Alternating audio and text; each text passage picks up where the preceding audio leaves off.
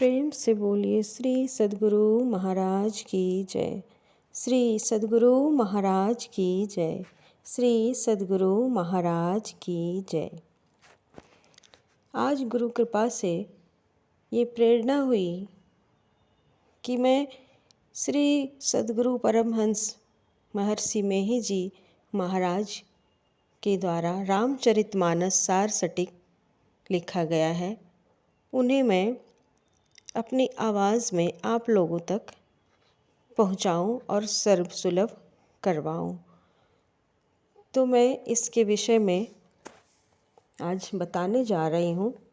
जो प्रकाशकीय है इसका, गोस्वामी तुलसीदास जी के रामचरितमानस को रामायण नाम से ही जन साधारण अधिक जानते हैं और इस ग्रंथ को बड़ी पूज्य और पवित्र दृष्टि से देखते हैं।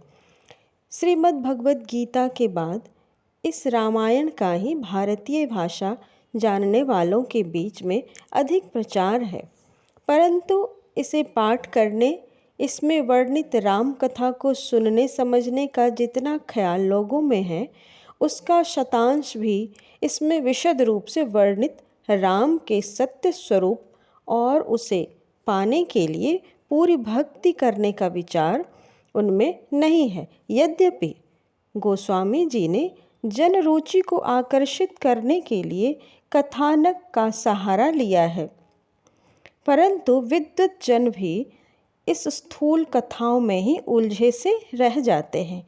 बहुत कम ही विद्वान इसकी गहराई में डुबकी लगाने का प्रयत्न करते हैं। पूज्यपाद महर्षि मेही परमहंस जी महाराज ने संत साधना की पूरी अनुभूति का वर्णन रामचरितमानस में पाया है और इसीलिए उन्होंने सर्वजन कल्याण के लिए इस सुप्रसारित ग्रंथ में छिपे ज्ञान का उद्घाटन किया है। गोस्वामी तुलसीदास जी की यह विलक्षण प्रतिभा है कि उन्होंने ईश्वर की सगुण लीला के माध्यम से ही उनके सत्य स्वरूप और उनकी प्राप्ति के लिए पूरी भक्ति का सिलसिलेवार वर्णन इस ग्रंथ में कर दिया है। इसके अतिरिक्त लोक व्यवहार के सदाचारपूर्ण नैतिक उपदेश भी इसमें समाविष्ट है। पूज्यपाद महर्षि जी ने कथानकों का संक्षिप्त वर्णन करते हुए रामचरित के मानस सरोवर में छिपे जलचरों को पकड़ पकड़ कर जैसे बाहर ला दिया है और इसका नाम रामचरितमानस सार सटीक रखा है। इस ग्रंथ की यह 10वीं आवृत्ति है। प्रथम संस्करण स्वयं श्री सद्गुरुदेव जी ने अपनी देखरेख में प्रकाशित कराया था। इसकी द्वितीय आवृत्ति श्री राम गोसाई जी एवं श्री योगीदास जी सत्संगी द्वय ने तथा तृतीय आवृत्ति श्री देवकी नंदन मंडल जी ने सत्संगी ने प्रकाशित कराई। चतुर्थ, पंचम, षष्ठ, सप्तम, अष्टम, नवम एवं दशम प्रकाशित कराई गई है। चतुर्थ आवृत्ति में पूज्यपाद महर्षि जी ने व्याख्या के विविध स्थलों पर आवश्यक संशोधन एवं परिवर्धन भी किए, जिससे यह ग्रंथ प्रांजल और उपादेय बन गया। सत्संगी और पाठक बंधु इस पवित्र ग्रंथ का अध्ययन मनन करके गोस्वामी तुलसीदास जी के द्वारा प्रतिपादित ईश्वर स्वरूप और उनकी बताई नवधा भक्ति पर चलने की प्रेरणा ग्रहण कर सकें। यही इसकी सार्थकता है और इसी में हमें प्रसन्नता है। श्री सद्गुरु महाराज की जय। तो चलिए आज से हम रामचरितमानस सार सटीक का रसपान करना प्रारंभ करते हैं। इसका प्रथम सोपान बालकांड है और विषय है गुरु को नररूप हरि कहकर वंदना, गुरु पद रज का वर्णन और उसकी वंदना। श्री सद्गुरु महाराज की जय। रामचरितमानस सार सटीक प्रथम सोपान बालकांड। सोरठा। बंदों गुरुपद कंज, कृपा सिंधु नररूप हरि, महामोह तम पुंज, जासु वचन रवि कर निकर। अर्थ, कृपा के समुद्र मनुष्य के रूप में ईश्वर जिनका वचन महामोह रूप अंधकार राशि को नाश करने के लिए सूर्य की किरणों का समूह है, ऐसे गुरु के चरण कमल को मैं प्रणाम करता हूँ। गोस्वामी तुलसीदास जी महाराज के गुरु को तुलसी चरित में रामदास लिखा है। गोस्वामी जी के शिष्य महानुभाव महात्मा रघुवर दास जी ने तुलसी चरित नामी एक बृहद ग्रंथ गोस्वामी जी के जीवन चरित्र के वर्णन में लिखा है। इस ग्रंथ का विशेष वर्णन रामचरितमानस की उस प्रति के आदि में किया गया है, जो काशी नगरी प्रचारिणी सभा के 5 सभासदों द्वारा संग्रहित तथा उक्त सभा के सभापति द्वारा टीकाकृत और इंडियन प्रेस प्रयाग से 1922 ईस्वी में प्रकाशित हुई है। चौपाई। बंदो गुरु पद पदुम परागा, सुरुचि सुबास सरस अनुरागा।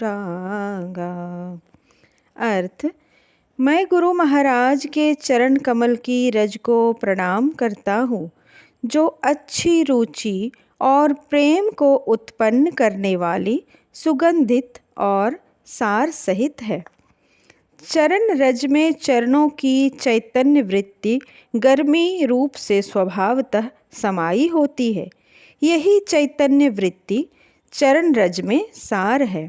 जो पुरुष जिन गुणों वाले होते हैं, उनकी चैतन्य वृत्ति और गर्मी उन्हीं गुणों का रूप होती है।